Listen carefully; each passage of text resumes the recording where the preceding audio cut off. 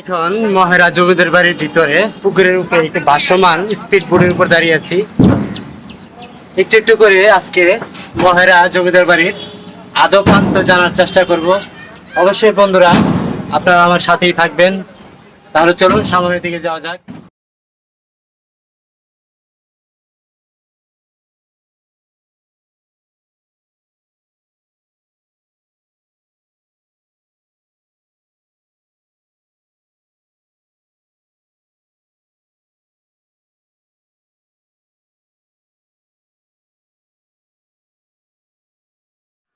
মহেরা জমিদার বাড়ির মেন ফটকে খুব সুন্দর দুটি বাঘের ছবি দেখতে পাবেন বা বাঘের ভাস্কর্য দেখতে পাবেন। আমার পিছনে যে ভাস্কর্য দেখতে পাচ্ছেন, বিশাল দুই পাশে দুটি বাঘের গেটের দুপাশে রাখা আছে, আর মাঝখানে দিয়ে আপনি ভিতরে প্রবেশ করতে পারবেন। আমার পিছনে এই যে আরেকটি আমি যদি দেখাতে পারি, হ্যাঁ এই তো, এই হচ্ছে দ্বিতীয় বাঘটি। এই বাঘ দুই পাশের গেটের ঠিক দুই পাশে দুইটা, আর মাঝখান দিয়ে আপনি পাবেন ভিতরে যাওয়ার রাস্তা। সামনে এই যে সেই বিশাখা দিঘি, বিশাল বড় একটি দিঘি। এই মহিলা জমিদার বাড়ির এই জমিদাররা যখন কলকাতাতে লবণের ব্যবসা করত, তখন সেই লোকমুখে কথিত আছে যে লবণের ব্যবসায় তারা প্রচুর পরিমাণে লাভবান হয়। তারপর চলে আসে এই টাঙ্গাইল মহারাজ জমিদার বাড়িতে। এইখানে এসে প্রচুর প্রচুর জায়গা এখানে অনেক চড়া মূল্যে কিনে নেয়। কিনে নেওয়ার পর এখানে তাদের জমিদারি শুরু করে।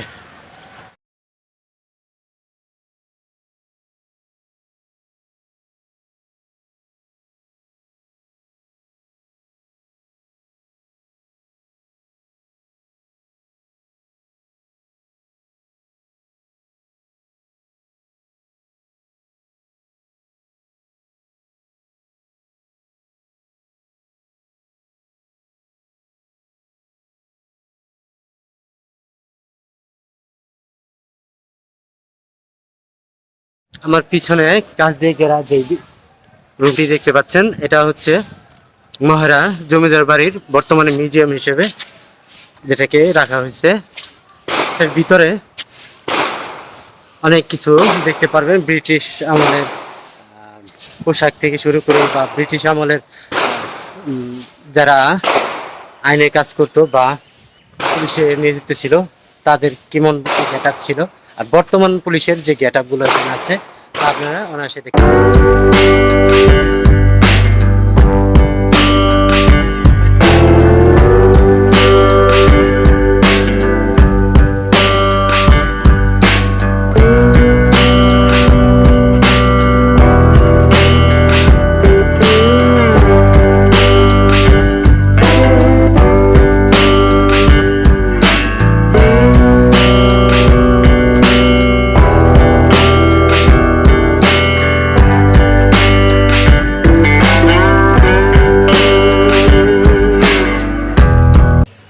স্বাধীনতা যুদ্ধে অংশগ্রহণকারী শহীদ পুলিশ সদস্যদের নামের তালিকা। ইচ্ছে করলে এখানে আপনি চোখ বুলিয়ে আপনার পরিচিত জন যদি কেউ থাকে খুঁজে নিতে পারবেন।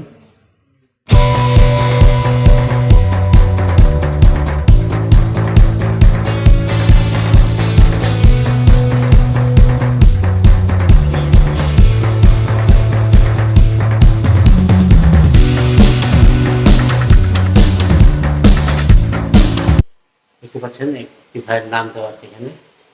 আর ইচ্ছে করলে এই মিউজিয়ামে সম্ভবত 5:30 পর্যন্ত খোলা থাকে।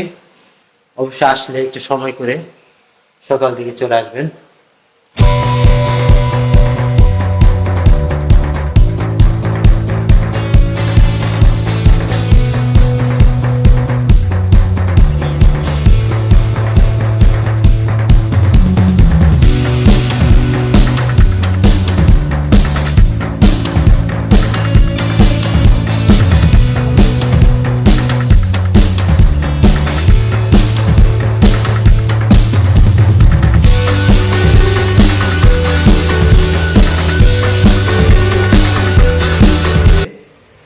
জমিদারদের ব্যবহৃত পাতিল, এগুলো আসলে বিভিন্ন নামে দেওয়া আছে। যেমন জমিদারদের ব্যবহৃত কলসি, এই যে এটা হচ্ছে কলসি, জমিদারদের ব্যবহৃত হুক্কা। এই যে যে এক সময় যারা ধূমপান করতো তাদের হুক্কা ছাড়া অচল ছিল, এই সেই হুক্কা, জমিদারি হুক্কা।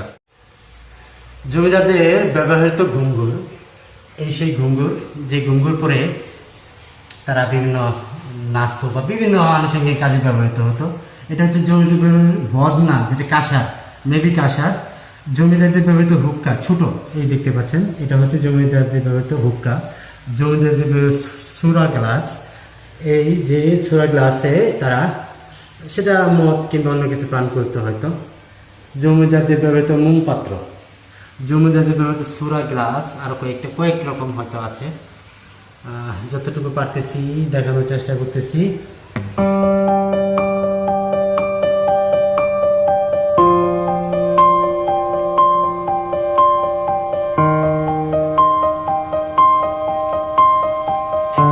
ইচ্ছে করলে যে কোনো সময় ইউটিউবে ঢুকে যে কোনো গান শুনতে পারেন, কিন্তু একটা সময় এত সহজলভ্য ছিল না এই গান। এই গান শুনতে হলে অবশ্যই আপনাকে এই যে এরকম একটা গ্রামোফোন, যা ওই সময় জমিদাররা ব্যবহার করতো, গ্রামোফোন, কলের গান যেটাকে বলা হয়, দেখতে পাচ্ছি আমার পিছনে। এই গ্রামোফোনটা না হলে তখন কোনো গান শুনতেই পারতো না তারা। তো এখন তো অনেক ইজি হয়ে গেছে। তারপরে মুঘল আমলের পুলিশ, এদের প্রতিকৃতি এখানে দেওয়া আছে, খুব সুন্দর একটি জায়গা। আমার পিছনে আরেকটি সুন্দর, বর্তমানে এই যে এটি দেখতে পাচ্ছেন, অনেক সুন্দর সুন্দর মাছ এখানে। এটা অবশ্য বর্তমানে আগের না, ভাববেন না এটা মুঘল আমলের ছিল কিংবা জমিদাররা এটা ব্যবহার করতো, তা না। রাজার আমলের কারবার, বিশাল বিশাল ব্যাপার। তখন তাদের টাকা পয়সা যেহেতু কমতি ছিল না, মনোরঞ্জনের চেষ্টা তারা কম করতেন না।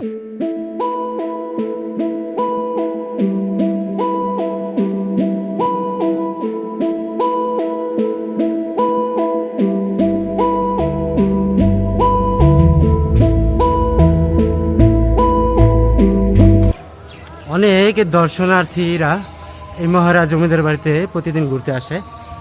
আর মহারাজ জমিদার বাড়িটা আসলে বর্তমানে পুলিশ ট্রেনিং সেন্টার হিসেবে বলা চলে। আর পুলিশের প্রায় সব কার্যক্রম এখানে পরিচালিত হয়। খুব সুন্দর একটি জায়গা। তবে ইচ্ছে করলে আপনি যে কোনো সময় চলে আসবেন, এখানে ঢুকতে পারবেন। এখানে টিকিটের ব্যবস্থা আছে, আপনি টিকিট কেটে এখানে ভিতরে ঢুকবেন। আর মেবি 5:30টার দিকে এটা বন্ধ হয়ে যায়। তো আপনাকে খেয়াল রাখতে হবে 5:30টার আগে ঘুরে ঘুরে সব কিছু কমপ্লিট করতে হবে। রানী পুকুর, যদিও বর্তমানে তেমন পানি নেই। এটা হচ্ছে কি বলবো, বিনোদন পার্ক, যে যাই বলেন, এখানে আসলে ভালো লাগবে। কফি খাওয়ার অবশ্যই সুন্দর ব্যবস্থা আছে এখানে।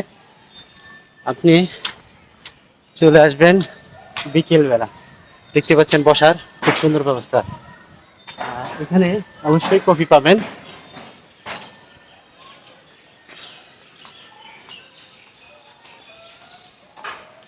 ইচ্ছে করলে এখানে বসে কফি খেতে পারেন, খুব সুন্দর।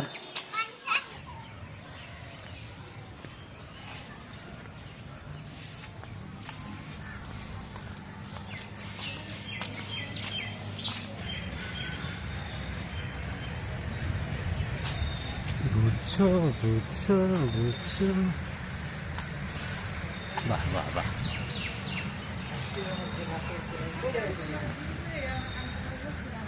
This is aquarium.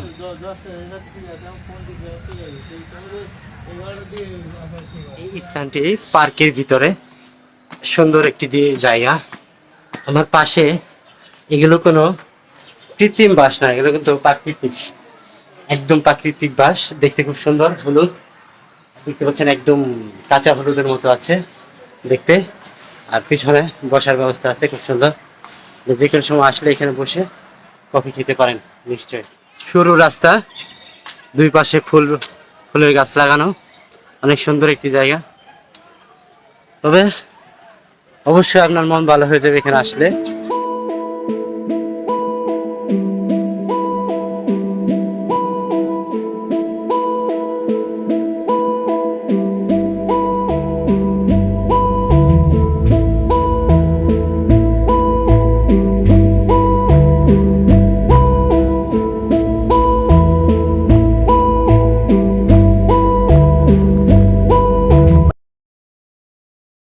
Tangail Natiapara থেকে 4 কিলোমিটার, হ্যাঁ 4 কিলোমিটার ভিতরে এই মহারাজ জমিদার বাড়ি। আর এই মহারাজ জমিদার বাড়ির ভিতরে যে এই পার্কটা, খুব সুন্দর একটি পার্ক, খুব দেখার মতো জায়গা। এখানে বাচ্চা কাচ্চা নিয়ে এসে ঘুরতে পারবেন। দেখতে পাচ্ছেন পিছনে ওকে ঘুরতেছে। আমার পিছনে অনেক মানুষ, অনেক, প্রতিদিন এখানে প্রচুর পরিমাণে মানুষ আসে ঘুরতে। ইচ্ছে করলে যে কোনো সময় যে কোনো পরিস্থিতি চলে আসবেন।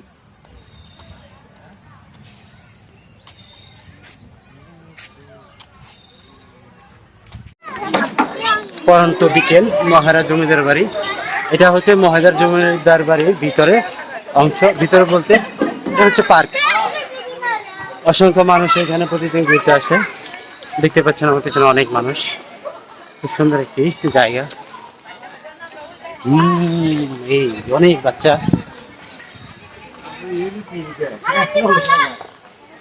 শিশু পার্ক পিছনে লেখা আছে।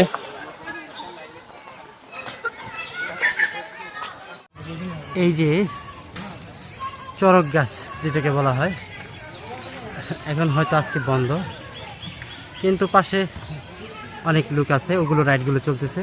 বাট এই চরক গাছটা আজকে মনে হয় মেবি বন্ধ।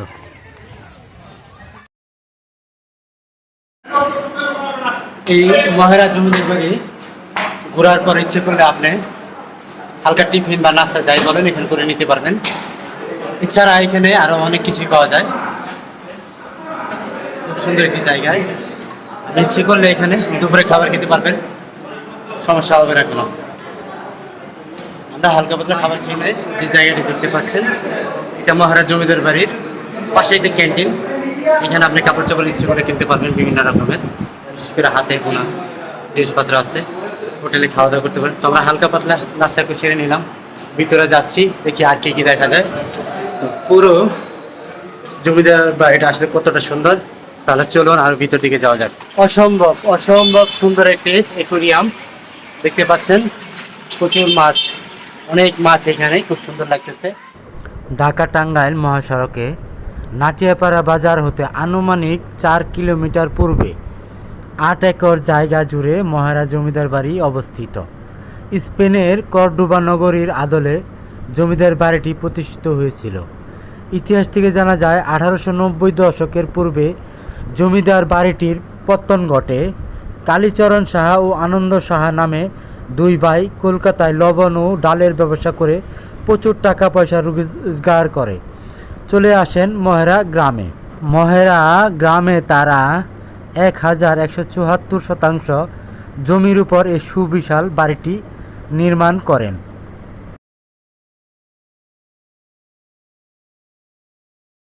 এই মহেরা জমিদার বাড়ির তাদের যে আবাসিক স্থল দ্বিতীয় তরফের, এটাকে বলা হয় আনন্দ লজ। আর এই আনন্দ লজের যে আমি সামনে দাঁড়িয়ে আছি, এই পিছনের যে বাসাটা দেখতে পাচ্ছেন, এইটাই হচ্ছে মহারাজ জমিদার বাড়ির আনন্দ লজ, যেটা দ্বিতীয় তরফের।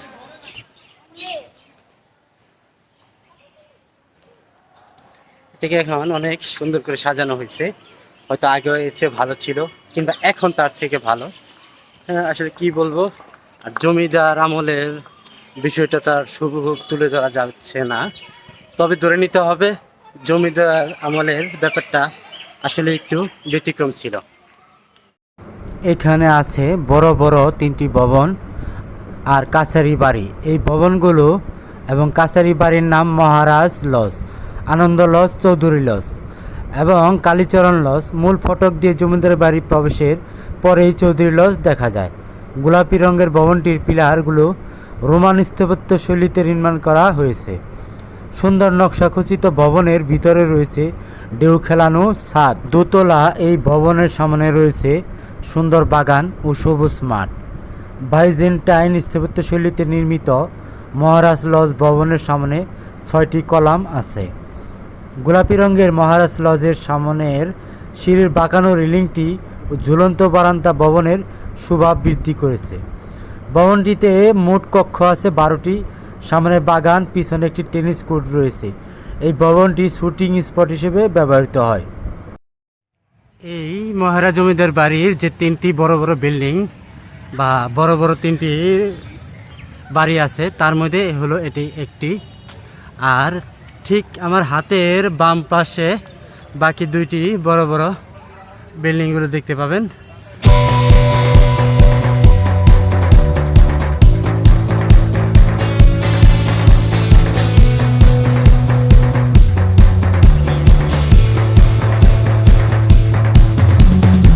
আপনাদেরকে আমি হরিণের রাজ্যে নিয়ে যাব, যদিও হরিণগুলো কৃত্রিম, অবশ্যই এগুলো জীবিত না, তবে দেখতে মনোমুগ্ধকর, খুব সুন্দর। এটা ঠিক মহারাজ জমিদার বাড়ির একদম প্রধান ফটকের কাছেই পাবেন এই দৃশ্যটা। এটা খুব সুন্দর একটি জায়গা। এই মহারাজ জমিদার বাড়ির মেন ফটকের সামনে একটি দিঘি রয়েছে, যে দিঘিটির নাম বিশাখা সাগর নামে পরিচিত। এই সেই দিঘি, এছাড়াও আরো দুটো পুকুর রয়েছে ছোট ছোট এই মহারাজ জমিদার বাড়ির ভিতরে। যখন পরিপূর্ণ পানি থাকে অবশ্যই দেখতে খুব মনোমুগ্ধকর। আজকে যে খুব খারাপ লাগছে তাও না, অসম্ভব একটি সুন্দর জায়গা।